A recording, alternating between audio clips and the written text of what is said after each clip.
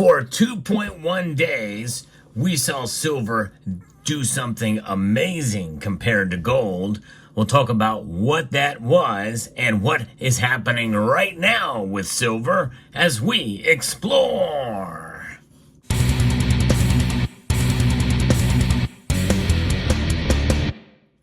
My hope is that this channel will be the premier place to get your precious metal news and analysis.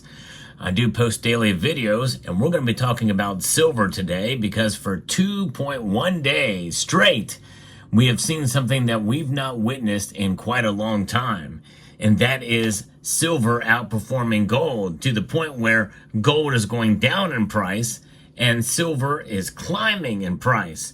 You know, it is unusual to see that happen at all, but to have happened for 2.1 days in a row, that is something else. But today it failed to deliver that same performance as it has fallen, and we should expect that to be the case. You know, it's down over 1.5% as I record this video. Moments before the markets close, gold is down marginally. It is down 0.41%. Down $10.90 today to $2,643.40. Silver, though, is down almost 50 cents. It's down 48 cents right now, down 1.51% to $31.77. This is broken down well below the resistance of $32 per ounce. Still, I think anything above $30 for silver is a reason enough to celebrate, and it has done very well this year overall. But this means that silver is its tear, its move upwards is being sidelined by this dip here. Now, there's a reason why this is occurring. By the way, platinum has also fallen. The only metal that's up today is palladium. I'm going to be referencing a piece from Kitco News that gives us a little bit of insight as to what's going on here. The Middle East geopolitical situation is keeping a safe haven bid floor under the gold and silver markets, especially the gold markets, as silver has fallen much more dramatically than gold has. And traders remain nervous as tension continues to be elevated to start the trading week, and there's keener risk aversion in the general marketplace. There were reports that an earthquake Saturday in Iran could have been an underground nuclear test explosion.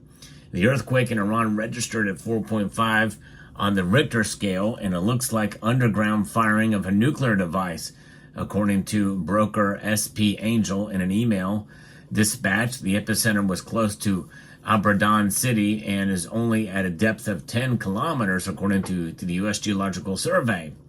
This comes as Israel continues its offensive in Lebanon and has vowed to retaliate against Iran's missile attack. There is concern Israel may target Iran's crude oil infrastructure, which is pushing oil prices higher. Now, China's oil reserves remain unchanged for fifth straight month in September. China's gold holdings stood at 72.8 million troy ounces at the end of last month. The value of the gold reserves, however, rose to $191.47 billion. And so what we're saying there is what we also see the dollar index, sitting here and kind of strengthening. And I think with that, as well as the sentiment and where folks think the Federal Reserve is going to do in the next meeting is something that I think we should be on the lookout for as well. If we look at the dollar index right now, the dollar index is something we should definitely be paying attention to. It's down, actually, today, slightly. And I think this is something that is a little unusual to see the dollar index down and precious metals down as well, too. But a lot of it really is, when you see that occur, it's sentiment. And there's not much logic behind some of that sentiment. Now, if we look at what's going to be happening in November, we see the rate here as being, the current target rate now is 475 to 500 basis points. 84.5% think they're going to cut rates by a quarter point. Nobody, according to the Fed Watch tool, thinks that they're going to cut a half point now. And 15.5% of folks think that the rate will remain unchanged. There will be no more rate cuts. I think they will probably still cut But this meeting is going to be happening on the 7th of November, 2 days after the election. So therefore, they're less inclined to move politically in that manner. And so this is probably why maybe some think they may not cut at all. But one thing is for sure, silver is a metal that reacts much more radically in moves like this with gold and with the markets and with the dollar index and everything else going on. To see silver move in a more radical notion to the downside is something that really has become normal. We expect it. And so this, after the backdrop of a couple of days, is something that we're witnessing, and we should have expected this. And I've talked about that in the past. You never know what's going to happen with silver, especially compared to gold. Yeah, I still am bullish on silver, and I think in a sense we should all be, in the sense that it's going to continue to climb, at least along with gold, even though the ratio very well could stay above 80. As long as we see it move in the direction that gold is going to some extent, I think that is good news, and I think that bodes well for where we're headed. And by the way, that solidifies itself as a hedge against economic instability. Of course, that depends on when you get in on the silver market and how you buy it as well. But silver is certainly a metal that we continue to watch, and we continue to be frustrated with its move, especially when we see gold stay up so high and not get affected as much by these downturns. Why is this happening? Well, number one is gold is treasured. It's being held by central banks around the world. China's not adding any more gold, and the geopolitical uncertainty does tend to mean that gold is more sensitive to that than silver. However, silver is more sensitive to economic situations. And many times it works against us as stackers, especially if there's less economic activity. That means less silver is being procured to meet that activity and that demand in that realm, in that area, which means that silver's price will fall. When in a sense it should be rising.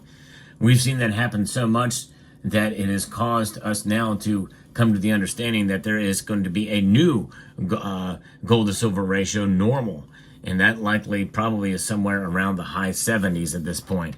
And we've been above 80 for so long, it makes us question and wonder, but this is an unusual market and in an unusual situation that we find ourselves in. So when we come to understand that, and the more we come to the grips of the reality we find ourselves in, well, that should help us cope better. Now, some people cope by chalking it off to price manipulation. Yes, there is manipulation. It's in all markets, and I think there is some merit to some of the claims out there. The suppression, there's high frequency trading. The mere existence of the derivatives markets is one thing that is evidence of it. And those move and are traded very quickly. A lot of it is based off of algorithms or set in motion triggers and that type of thing. But we also have inflation. And inflation is going to be one of the biggest drivers of everything going up. And silver is just way behind in that. And a lot of people attribute that to market manipulation. No matter what your feeling is, one thing is for sure, be prepared for any move in one direction or another. And I'm now curious, now that we've seen this pullback, as the markets are now essentially becoming more and more accepting of the idea of a quarter point cut rather than a half point cut at November's meeting. What does that mean for you as a silver stacker? These dips, I think, provide an opportunity to buy if you are able to make a purchase. And that is something you should consider, I think, during these times, if you have the ability to do so. I have been focusing more on gold, but I also still believe in silver and buy it. Typically, I will buy either an ounce at a time or some constitutional silver when I'm at a local coin shop. And so therefore, I think it's a good idea to keep moving in your stack in a direction. A snail's pace is still a pace.